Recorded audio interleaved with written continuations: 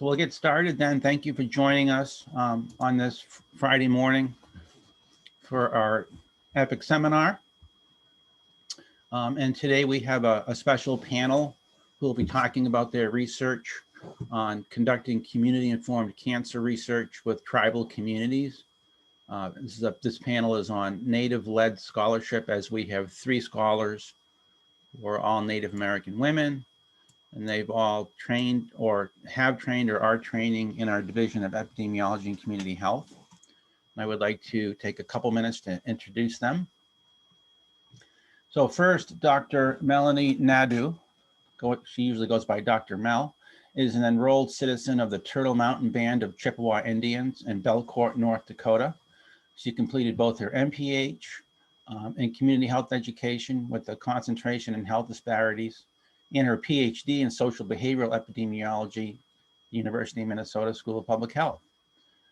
Dr. Nadeau is a community engaged scholar who has worked more than 17 years on various research projects within the American Indian community. She has successfully engaged a multitude of tribal health stakeholders from across the nation and is dedicated to improving the health and well-being of Native communities. Dr. Nadeau, or Dr. Mel, excuse me, I'm having a little bit of computer trouble, which is why they asked Jeff to order me a new laptop, so I can't wait for that to come in. Back to where I was. So she currently serves as assistant director and assistant professor for the public health program at the University of North Dakota School of Medicine and Health Sciences. Then we'll hear from Delilah Robb, and she is a member of the Turtle Mountain Band of Chippewa Indians. She is pursuing a Master's of Public Health in our Maternal and Child Health program here at the university. In addition to her studies, she works as a community health educator at the Indian Health Board of Minneapolis, where she develops and implements sexual health education programming for the Twin Cities American Indian community. She recently led a sexual health campaign titled Honor Your Body and Your Culture. Delilah has experience working in partnership with tribal and urban American Indian communities on community-based research projects. Her research focuses on human papillomavirus, knowledge, attitude, and cultural beliefs of American Indian men. And then we'll hear from Madison Anderson, who is a 4th-year predoctoral fellow here at the University of Minnesota in our division. She attended George Washington University in Washington, D.C. for her MPH in community-oriented primary care. She's been working with the American Indian Cancer Center. Another computer hiccup. She's been working with the American Indian Cancer Foundation since 2017 on commercial and traditional tobacco use. Her research focuses on colonization's lasting impact on cardiovascular disease within American Indians. So now I would like to turn it over to the panel. We're going to start with Dr. Mel.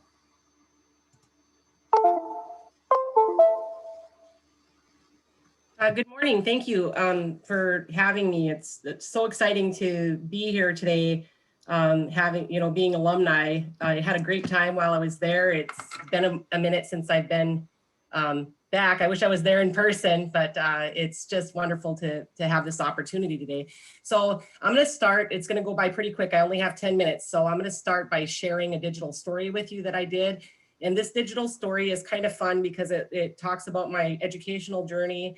And I was asked to do this as part of a Native group of scholars who were getting trained in the art of digital storytelling, which really resonates with tribal communities. And they asked, why did you pursue public health? So that's the focus. And another fun fact is that I included a poem and integrated a poem that I wrote when I was like 18 years old at the beginning of my education journey. So I would like to share that with you today.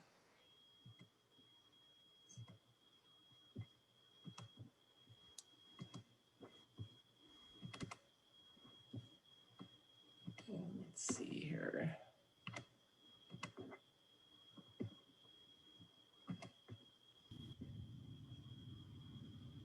Okay, and I'm assuming you're going to be able to hear this here. My name is Melanie Nadeau. I am from the Turtle Mountain Band of Chippewa Indians. I am a first-generation college student and the 5th American Indian to ever graduate with a PhD in epidemiology. Yes, I did it, but it wasn't easy. It took a long time to get there.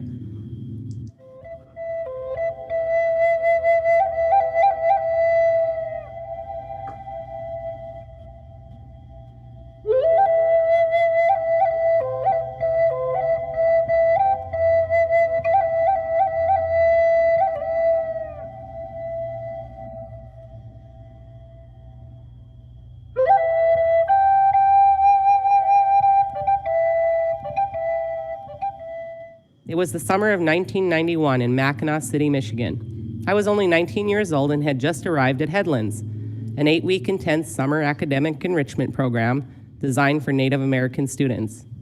I was one of 20 students accepted to this program from across the United States. The camp was out of town, in a wooded area, and we would frequent Mackinac Island. It was beautiful there, an island in the middle of nowhere, only bikes and horse-pulled carriages frequenting the island. All of the students accepted came from a life of privilege. They had access to resources, they had a vision, and they knew exactly where they were going and how they were going to get there. I didn't fit in. I wanted to leave. Who was I kidding? The staff intervened. They explained that I was the one who needed to be there, that this program was designed for students like me. Poor, troubled background, full of potential. I decided to stay that day. Not only did I complete the program, I gave a presentation about my people. This is when I began to understand that in order to know where you're going, you need to know who you are.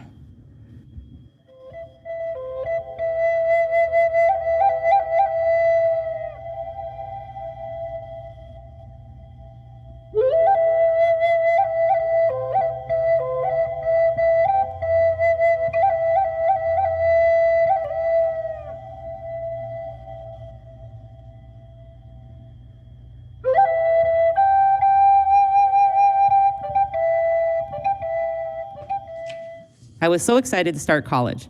Everything seemed to be moving along pretty good.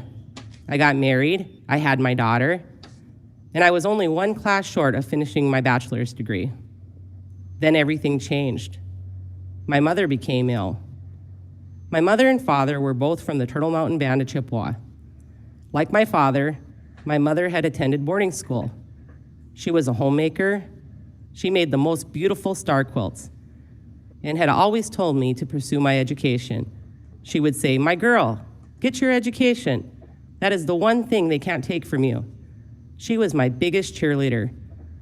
Well, we finally found out what was making my mom ill. She had cancer and would pass within 8 months of us finding out.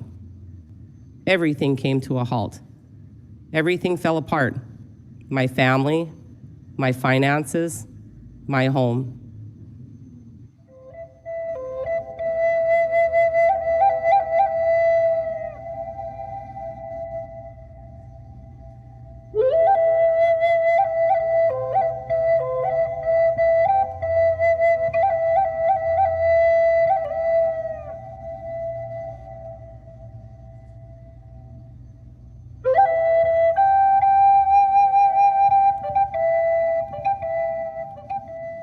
Eventually, I would regain financial stability, put my family back together, and have another place to call my home.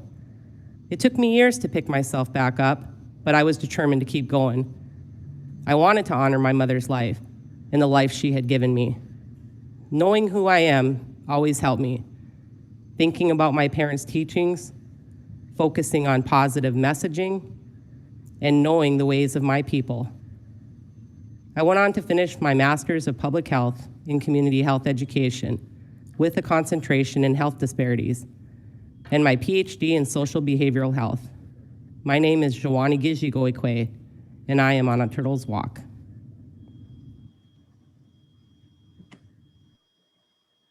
Okay, so, and I did another digital story that I'm not able to share today that really focused on the people in my family who had passed away as I was going through, school and everything. And I always like to say that the disparities that we experience and that we see, it's more than a statistic to us. When we see these numbers, we know we think of family members and loved ones and people who are close to us that are impacted very personally by the things that we see and experience. And so cancer, you know, because of my mother passing from cancer, I've always had an interest in cancer. And being at the University of Minnesota, I was allowed to be trained as a mixed methodologist and a community engaged scholar. And so fast forward real quick to skip a bunch of stuff and get to what I'm currently doing. I was fortunate enough upon entering a assistant professor tenure track position as assistant director for the public health program at the University of North Dakota to write for and be awarded National Institute of Health funded Dakota Scholar Collaboration on Translational Activity Dakota Scholar Award in the amount of $480,000. That is to support my research for the first 3 years of me being in this position. So very, very exciting, and learned early on with my work at the University of Minnesota, working as the graduate assistant. I was very fortunate to work with Dr. Jean Forrester on the American Indian Community Tobacco Projects, and realized that the importance of having culturally adapted tools and relevant tools. And so really just became interested in that. And through all of my experience, I decided to write this research project with a focus on collecting data within my community and having a community informed tool. So I'll be doing a literature review. I'll be doing key informant interviews with adults who work with American Indian youth. And I'm going to be doing focus groups with the youth themselves. And I'm going to be collecting information that you would see on something like a youth behavioral risk assessment tool. But what we find is that the tool like the YRBS is designed to have national representation. So the way that it was administered in my community was not really doing a good job. We have about a 30% dropout rate, and even the fact that the tool is administered at the school level is problematic. So I'll be spending time to create this tool with the community, administer the tool using respondent-driven sampling, which I was introduced, you know, and I haven't been formally trained, but as the Scholar Award, it allows me to get trained to do respondent-driven sampling. I'll also be getting trained, which is a methodology that's used for hard-to-reach populations. And I first heard about that from Dr. Jean Forrester as well. And she used that with the urban American Indian population. So I want to use it with my population, since I have such a high dropout rate for the individuals in my community.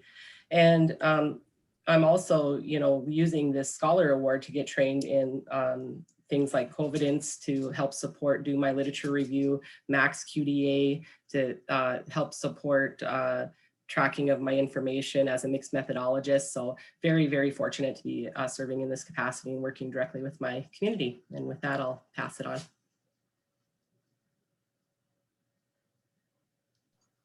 Well, I'm next. Thank you for having me today. And I just want to thank Madison and Dr. Mel. You know, it's really great to be presenting alongside two other American Indian women in public health. I'm going to talk a little bit about my research, human papilloma or HPV knowledge, attitudes, and cultural beliefs of American Indian men.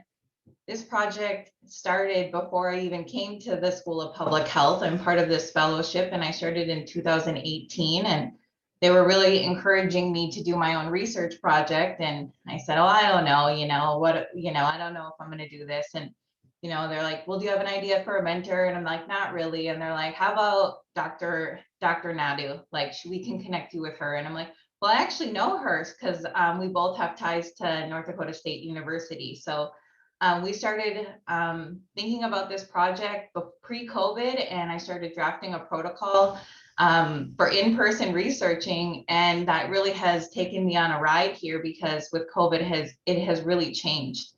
So the funding for this project is being supported by the National Cancer Institute, the Northwest Portland Area Indian Health Board, and the Northwest Native American Research Center for Health.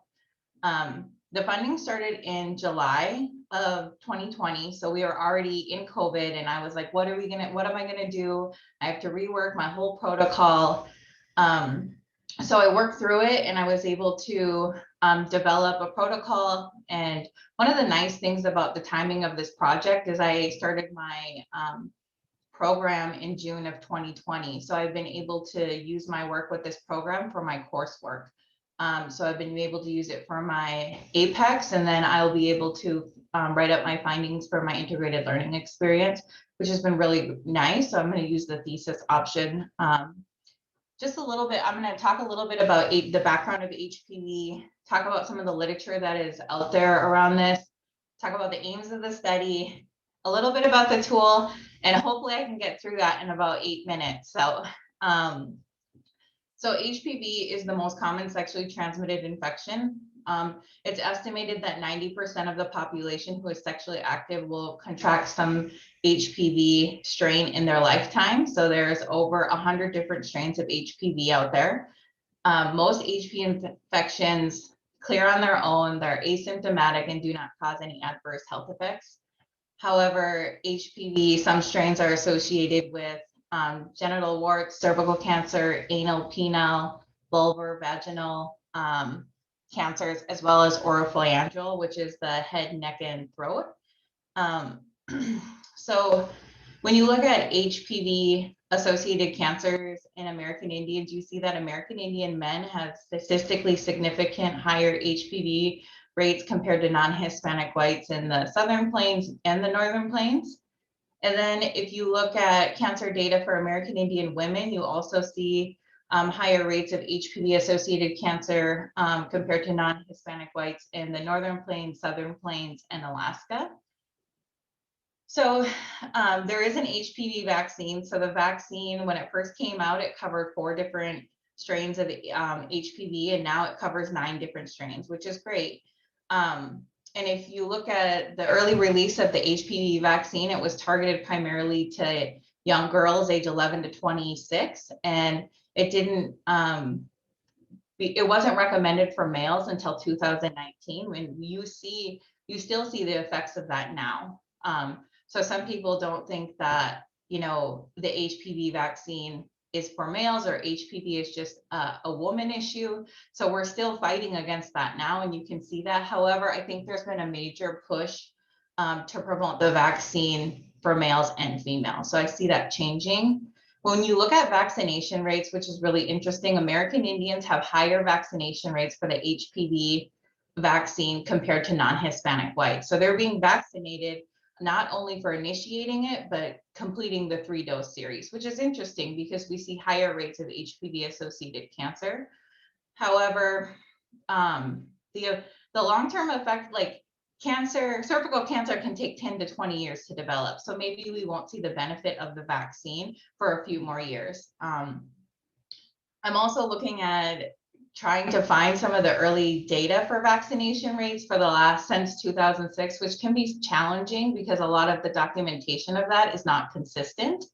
And then I also want to say that it's estimated that the HPV vaccine can prevent 92% of HPV-associated cancer. So there is a benefit there. So when I did a lit review, there was 13 articles that assessed or measured American Indians' like knowledge and attitude about HPV.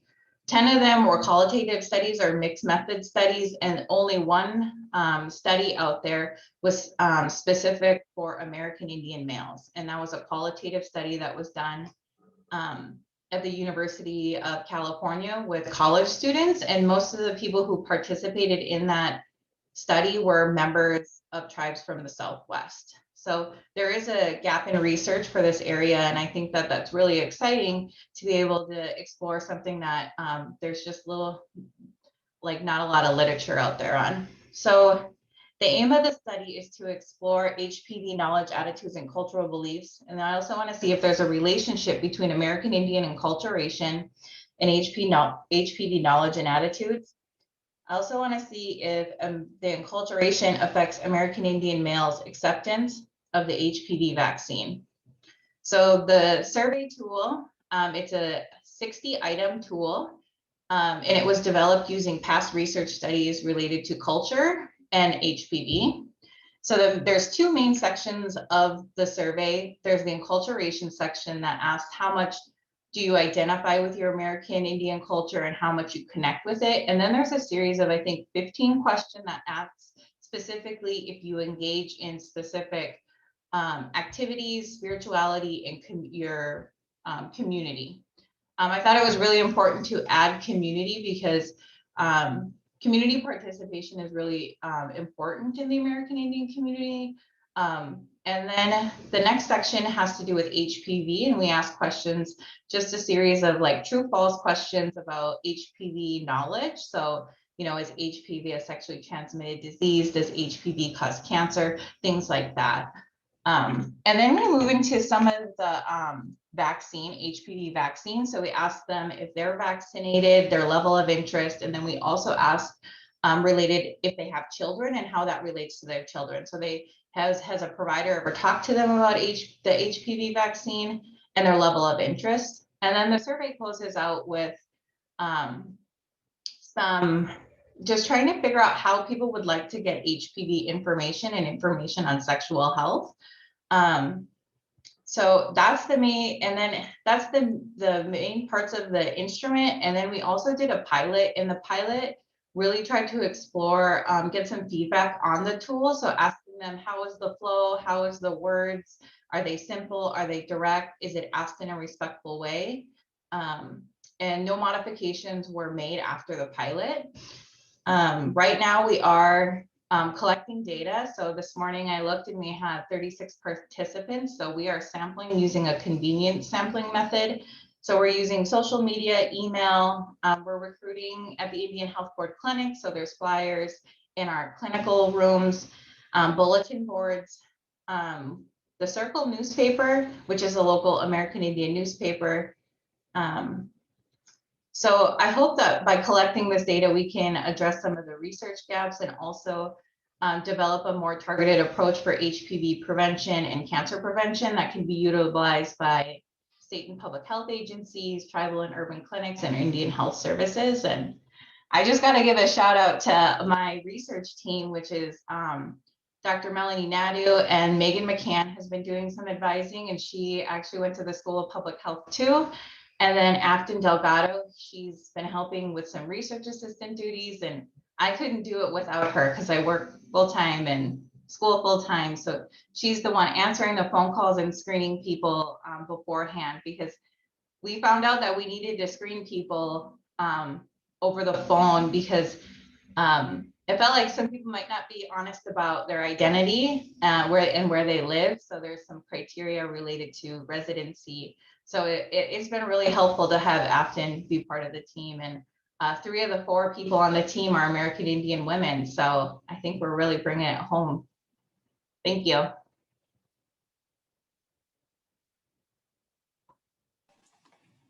Oh gosh, I think that means I'm next. Bonjour, good morning. Hello, everyone. My name is Madison Anderson. I am a 4th-year predoctoral fellow on the Cardiovascular Disease Epidemiology and Prevention T32 training grant. My advisor is Rachel Whittam. And I just wanted to give a little bit more of an introduction about myself and how I came to do what I do and what I'm gonna do. And so as a public health master's student, I came to my doctoral degree ready to fight for good data and create quality, relevant American Indian public health data. The National Congress of American Indians has coined the term asterisk nation to refer to the invisibility of American Indians within public health data. This is in part due to the lack of representation within the data, is due to racist study design, sampling procedures, and statistical analyses that lump together racial or ethnic groups. And so first and importantly, many American Indian cultures have a unique relationship with traditional tobacco. It's said to be one of the 4 sacred medicines given to us by the Creator. It is said that the smoke of traditional tobacco, when used properly, is a direct pathway to the spirit world. Importantly, traditional tobacco is not always smoked and is often given as an offering of respect to another person or to nature. Second, commercial tobacco and traditional tobacco differ in their composition. Commercial tobacco is sold in stores and contains thousands of components. It's usually smoked, used recreationally and habitually. Traditional tobacco composition is dependent on region, with tribes in the Northern Plains region using red willow tree bark that has been properly harvested and dried. Third, and importantly, is that through colonization, commercialization, as well as misappropriation and exploitation of American Indian culture have led to high rates of commercial tobacco use among American Indians. American Indian communities have thus been faced with the challenge of encouraging ceremonial use of traditional tobacco while discouraging recreational use of commercial tobacco. And so how does my dissertation work fit into that? For the past 4 years, I've been working with the American Indian Cancer Foundation on assessing and changing the narrative around tobacco use within American Indians. I've been working on the second iteration of the Tribal Tobacco Use Project, or which is more commonly known as TTUP. The first iteration of TTUP was a collaboration between participating tribal communities, ACAF, the American Indian Cancer Foundation, Clearway, Minnesota, and the University of Minnesota by way of Dr. Jean Forster. The intention of TTUP 1 was to provide accurate community level data on commercial tobacco use. Additionally, 2 urban samples were collected in collaboration with local organizations to target areas with high representation of urban American Indians, which are those not living in areas defined as tribal lands. And about 71% of American Indians currently live in urban settings. Community-specific findings from this study were disseminated to participating communities, and tribes consented to having their data included in a statewide aggregate report. Findings from TTUP 1 demonstrated that 59% of American Indian adults in Minnesota were current commercial tobacco users.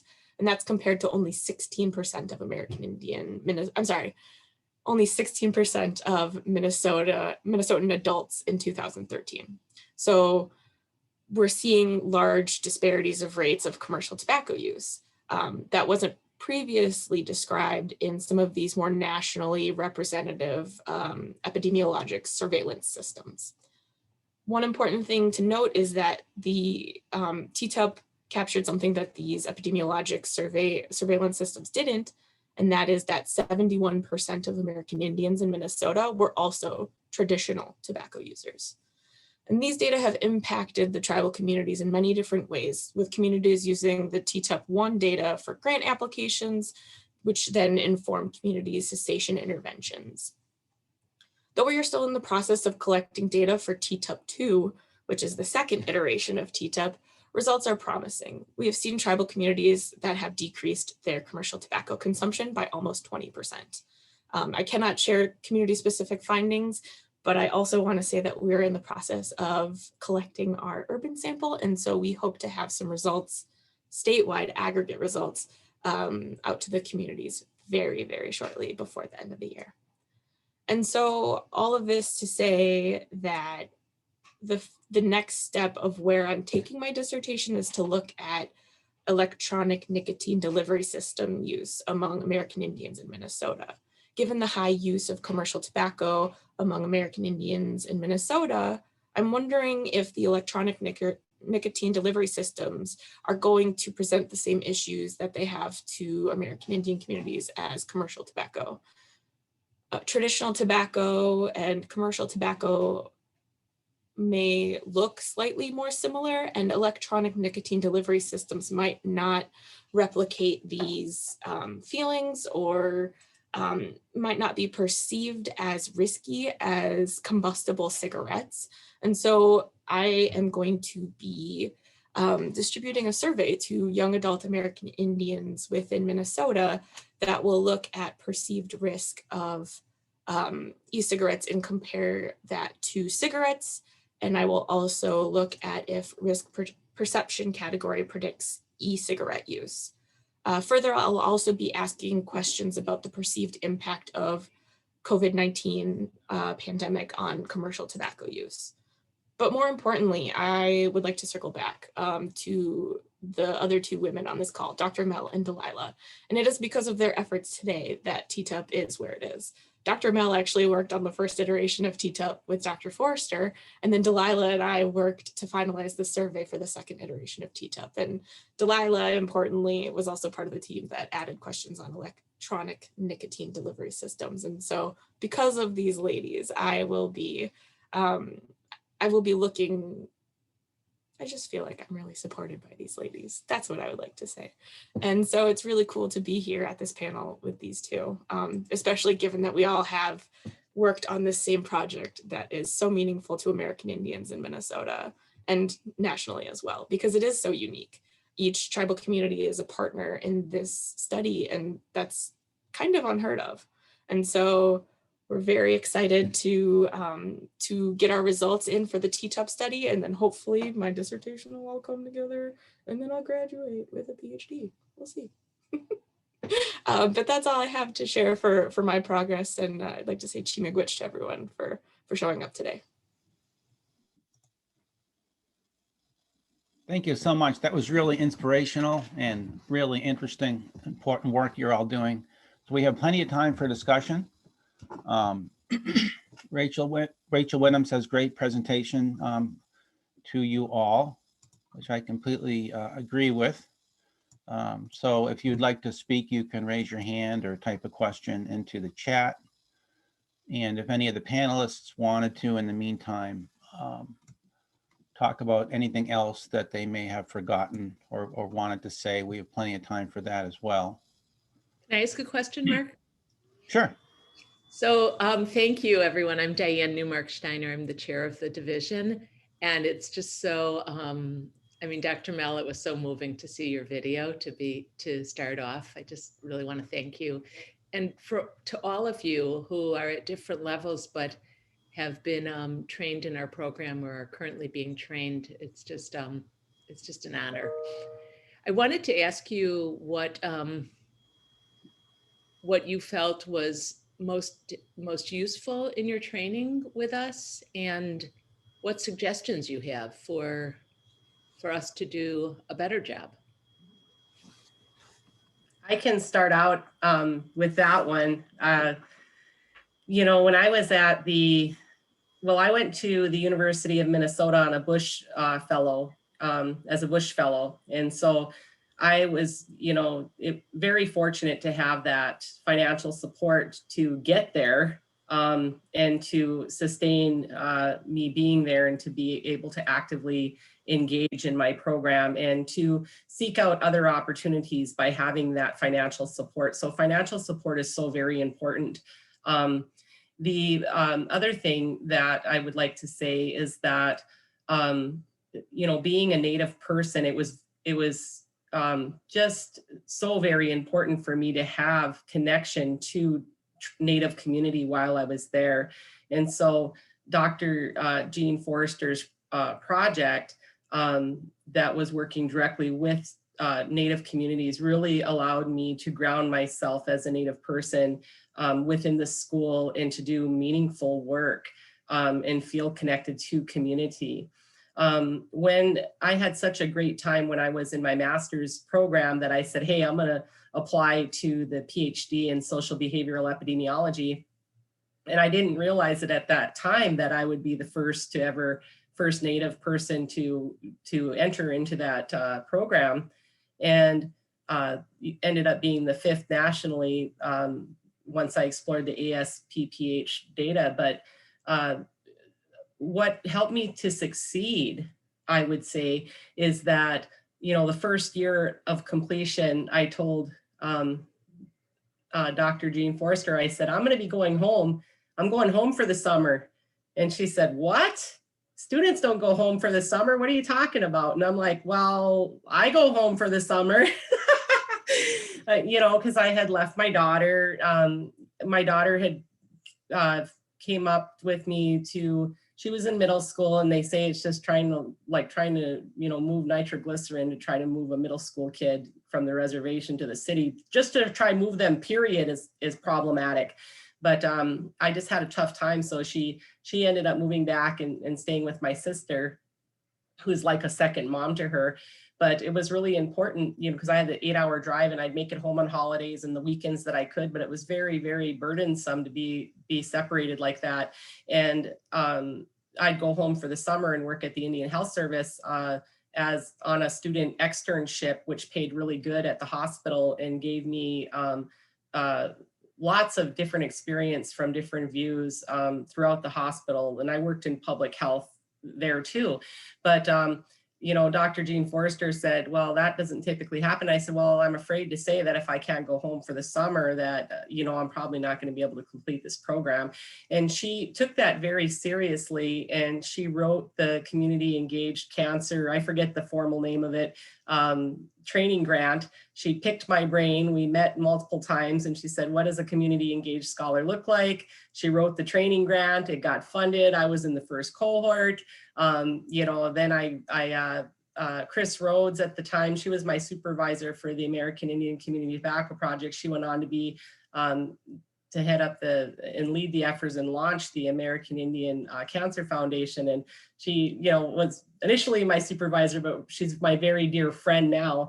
But I worked as a community engaged scholar for the American Indian Cancer Foundation because they don't have time to publish. So I published some information that was collected from providers on colorectal cancer. So all of these things, they're so very important, and I wouldn't have been able to succeed, I believe, if I didn't have that type of support and that connection to community. I just want to quickly say that one of the things that really helped me getting into the School of Public Health is that the maternal and child health program doesn't require the GRE, because that's really intimidating to me as somebody who's not very good at test taking. You know, but once I started my course materials, I realized that I'm capable of doing this work.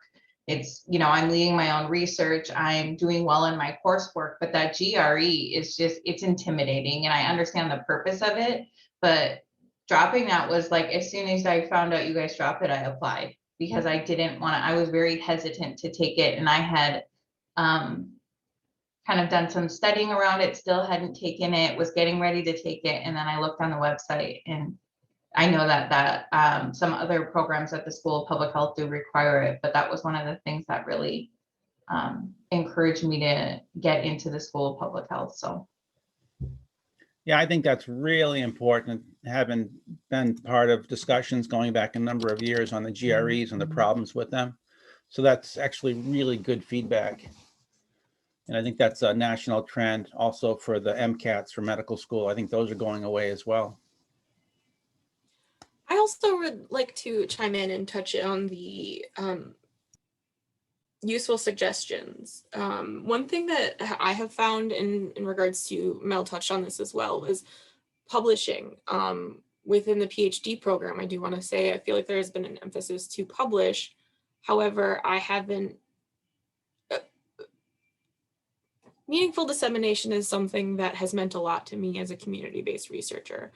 And ensuring that the communities that I work with receive their data in a way that not only is ethical, but also provides them with the most use is something that I'm currently striving for. And it's hard to see the benefits in you know, disseminating in manuscripts and publishing in journals, because who has access to those journals? Is that information getting back to the communities?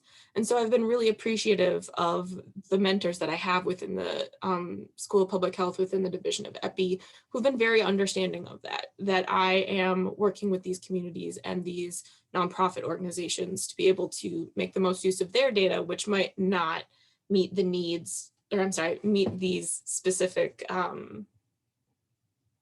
boxes of publishing. Thank you very much. We have a question here from Luke Leaners. Do you have any suggestions for non-native students interested in becoming involved with work surrounding tribal health initiatives? Great question. Yeah, that is a wonderful question. You know, we at the University of North Dakota, we recently launched the Indigenous Health PhD, first of its kind in the world. And, you know, we get this question from non-native applicants, and our first cohort, 14 of the 16 are native. But, you know, the ones that are not native that apply say, hey, you know, how can I help?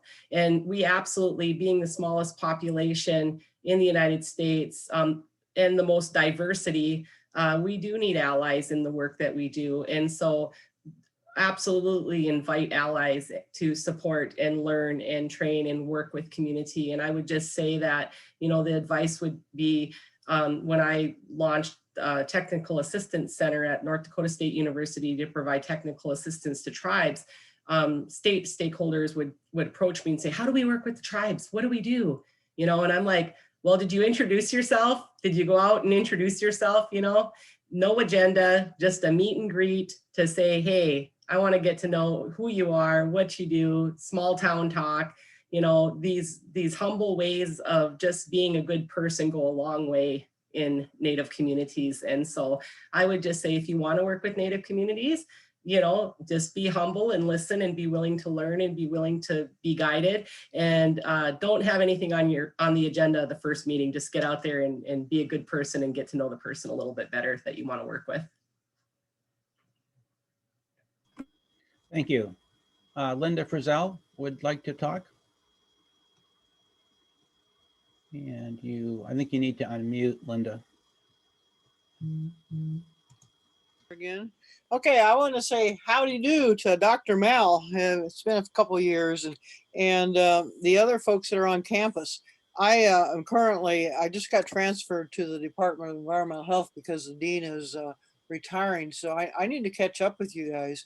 We can do lunch if we can ever do that again. I've been home on the reservation, Leech Lake, since May, and I teach all my classes by Zoom. So whenever we can finally break away, and maybe we can time that, Mel, whenever you be in the cities, we can get together.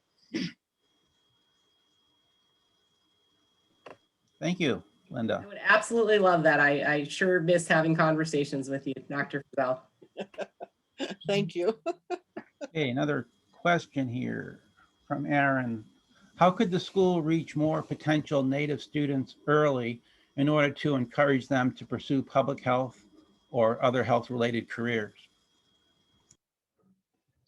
You know, one of the most important things that happened to me was participating in American Indian specific internships. So my first HPV project was my first internship, and it was actually a genotyping project, and they threw me in the lab and they go, here, test all these samples for HPV. And I was like, what am I doing here? Like, okay.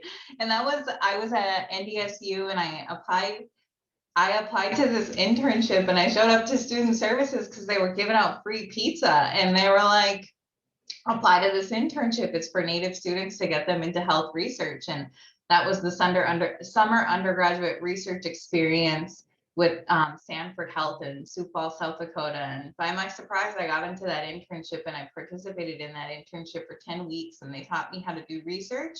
They taught me how to create a research poster. And then following that summer, I participated in 2 additional internships at the University of Utah with the Native American Research Internship, or NARI, and those were paid internships. They paid for all my housing. They brought us to conferences. I did 2 research projects, and all my undergraduate research was specifically on American Indian health. So that was monumental in turning a light on in me, and then also believing in myself that I could do it, where I had mentors and people who I knew who said, when are you applying to public health? When are you going to get your master's degree? Because, you know, there's definitely something in the back of your head when you come from, you know, I come from humble beginnings, I will say. And not very many people in my family have I'm the first one in my family to get a master's degree out of all of my cousins. And my mom's from a family of 9.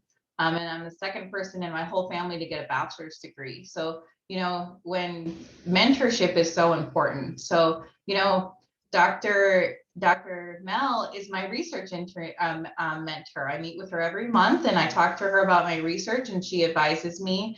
And then I'm actually started doing mentorship myself. So I've hired a research assistant, and she's a Native woman, and I'm helping her and encouraging her, and she's doing really great work. So it's having those internships were just so very important. And, you know, I worked at Sanford Health right after I graduated college, and I said, what am I doing here? I'm not interested in what I'm doing, really. I mean, I learned a lot, and I said, I need to find a job in American Indian health. So I applied for a job at the American Indian Cancer Foundation, and that's where I originally met Madison. And it was kind of funny how we all came together Dr. Purr emailed us, and here we all know each other. We all have connections, and me and Melanie recently found out we're cousins. We're like third cousins. So I knew we were related, but I didn't know how, but we found, we're like second or third cousins. So, you know, that mentorship is just so important, and those internships. So if the School of Public Health, I would encourage you to create programs that are specific for Native students and minority students to get experience in this field, and then also make them paid opportunities, because that's really important, because we don't have the ability to stop working to participate in opportunities that are unpaid. It's not possible. That's why I work full time, and I too am on scholarships. So I have 2 scholarships that are Minnesota specific scholarships that allow me to go to the university, because without them, I don't know if I would want to incur any more student debt. So those are some things that encouraged me or helped me along my way. Great, really helpful and interesting. Linda Frizzell also commented that there is 6 classes in American Indian Health and Wellness in the School of Public Health. So that's really good to hear. Yeah, and I'd like to touch on something really quickly in regards to the classes and a few other ways that we can get students involved within public health. And that is, I love that we have the classes now. Originally, I had to go outside the University of Minnesota to look for American Indian Health and Wellness classes. And so I was able to do that through the Johns Hopkins Center for American Indian Health. However, I think including these classes and building upon that programming is going to be important in developing this next workforce of American Indian public health practitioners. And a few other things that I want to touch on is demystifying research. I know that people have this idea of research in their head of what it looks like and how crazy it can get. But I think really breaking it down to young folks is going to be important in how we do the narrative change with public health and American Indians. And I think part of that comes from compassion and listening. And I think importantly, remembering that the communities are the experts. They are experts in their way of life, and going in with a good listening ear and a compassionate heart is going to be important. And the other thing I do want to say in regards to building community across the University of Minnesota is going to also be important in us growing the amount of students who pursue American Indian public health here at the University of Minnesota. And so finding ways to reach across different divisions and schools to find those other Native students, to get that support, to feel like we aren't alone. Education can be very lonely, but it's nice to know that there are others out there who are doing similar things and who have those same feelings. So I would just like to add that in. Could I respond to Madison? Yes. Okay. You know, you guys, all of you guys are just exactly on the perfect track. And incidentally, I happen to be teaching my research class, which I don't use the R word on the reservation, but it's research, evaluation, and collaboration. People at the university, for me to get that class approved, I had to jump such hoops that you couldn't believe, because nobody knows. They, well, why do we need another research class? And I go, oh, if you only knew. And so the students are totally almost flabbergasted at some of the history of how Indians were treated in regards to being guinea pigs and things like that. And so we developed a 6-class component in the School of Public Health. For whatever reason, I'm having lots of trouble. I mean, this is going on. This will be the 2nd year we've got 6 classes, but people don't know about. They go, oh, I just happened to find your class. And I've tried to correct that. I don't know where the issue is. But anyhow, I'm glad you guys are on campus. And once I can get down there, we will do a very nice lunch.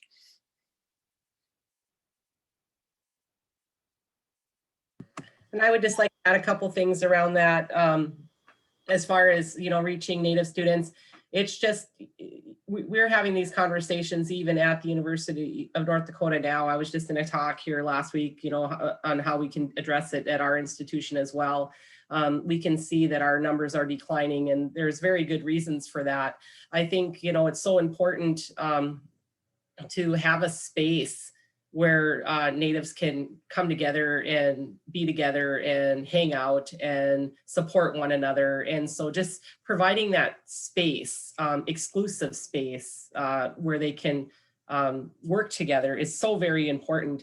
Another thing that we did is recently, just for our program, at the program levels, we started a where are they now for current students with alumni. And so I think it's always good to just make sure you're tapping into your alumni and sharing those stories, because it really helps students to see that vision of, hey, well, this is what I can do with this degree. And especially when it comes to epidemiology, it's like well, everybody probably knows what epidemiology is now. But, you know, when I was in school, they didn't, and it would get confused with, I don't know, all kinds of crazy stuff. So just providing, you know, that education about what can be done with the degrees.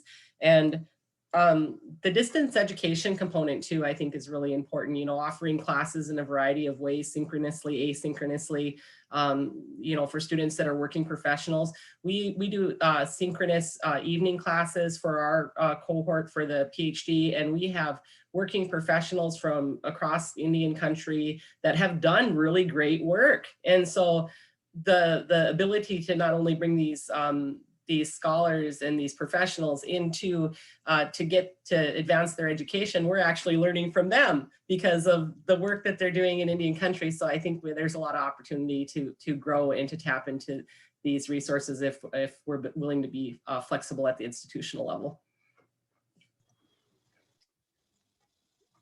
Naomi Thyden had some really interesting comments here. I wonder if you have any thoughts on this. So UMN Morris is a Native American serving institution. And, you know, she's saying that we should foster more partnerships with them, and we could maybe recruit some of those students into graduate school. Yeah, as an alumna of the Morris campus, I am fully in support of that. I think that there needs to be more of a direct route from the Morris campus and their undergraduate liberal arts education to bringing them into the School of Public Health as master's students. And that's something that I've been in talks with the Vice Chancellor for Student Affairs at the Morris campus about, and seeing how we can get public health back into the liberal arts campus. I'm all for that. And Naomi, thank you so much for suggesting that. Yeah, those pathways are so very important. I mean, not only, you know, from Morris, but our, you know, all of the undergraduate level institutions, and I'm tribal college alumni, and really give a lot of credit to my tribal college for supporting me and getting me started in education. And so I think any partnerships and conversations that can help to streamline, not only to bring public health to the tribal institutions and support that capacity building, but to streamline that pathway from tribal colleges into our institutions, be very meaningful as well. One thing I like, well, Naomi mentioned, was improving the education for the current students. So, you know, including American Indian data in your classes is really important. I have mentioned several times that, you know, we're being erased. It's part of the erasure. We're not here. We're bunched into others. So I'm reading papers that don't even mention us. So we'll be assigned coursework, and it won't even talk about American Indian specific data in that health issue. And I'm not saying that the whole paper has to be about American Indian health, but I'm thinking like including papers that include, or at least mention, part of that issue or like part of that data is so important. Another thing I really want to mention is that when I write papers and I write, do assignments for my courses, it's all on American Indian health. I don't, you know, I do deviate from that a little bit because I work like in sexual health. So I talk about sexual health programming, curriculum, and comprehensive sex education. So, but it takes me twice as long to find data for papers because there's no data out there. So when students are writing discussion posts or when they're writing papers and it's on just a small amount of literature, it takes them twice as long to do so. And I think that that's really important why we're doing some of the research we're doing. So there is more data out there about the issue. And it's kind of weird how that goes because you can't get funding without data. But if there's no data out there, like you can't prove that this is a health issue. So it's really important that some of these studies are funded. So there is like more evidence around that because you have to have, you know, this evidence to support the problem. So I just wanted to mention that it's hard. It takes time to write papers, and recently somebody reached out from me from the University of Nebraska, somebody I knew from NDSU, and she's like, can you help me like outline this paper on American Indian rural health in gerontology? And I'm like, sure, good luck to you finding some literature. And she's like, I found 4 papers. And I'm like, that's great, 4 papers. So just thinking about stuff like that, it's hard. I know it's hard, but it means a lot to students when they see themselves represented in the coursework. You know, Delilah, you're spot on. And last night in class, it's almost clairvoyant, but I had Dr. Ed Fox. He's the head of the National Indian Health Board data resources. And what that guy has done with maps, and he has worked in Indian country for probably 30 years. And so he knows it, or he sees data. What really irritates us now, we get put in the other category. So, you know, all that baloney that goes with that. But he's some guy you can get on the NIHB.org website and check out his COVID data, because it is beyond accurate. And there's just other things, because I totally agree. And I sadly have to tell my students, you have to be very careful whenever you look at data. You need to read the methods, you need to read the whole thing and figure out how they captured their data. And I'm really sad to say there's very few, if any, other than the census data and now the National Indian Health Board data that I would rely on.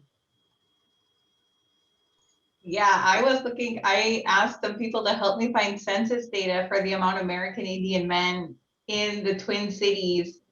And one number was around 10,000, the other one was 20,000. So it's like, well, okay, what's the right number here? And I'm going back and looking again, but even finding, like, even census data is really hard, because American Indians sometimes are like not misclassified, but also it's whether you are mixed race and American Indian. So it gets complicated, and it's really hard to find data for myself. So it's something that even census data like that, navigating those data sets is hard for me. So hopefully I'll get better with that before my end of my program here.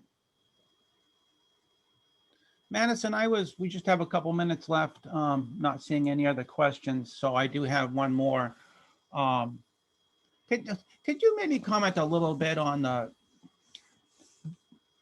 do ethical concerns come up with the e-cigarette proposal? It sounds like you're considering that may be helpful for the younger adults or adolescents to try to move them off of cigarettes. Is that controversial? Controversial in the sense of, there really isn't any data out there that's supporting that e-cigarettes are more healthy than cigarettes, and also that dual use is pretty high within American Indians, in particular within American Indians in Oklahoma, I should say. The data hasn't come out yet just for Minnesota.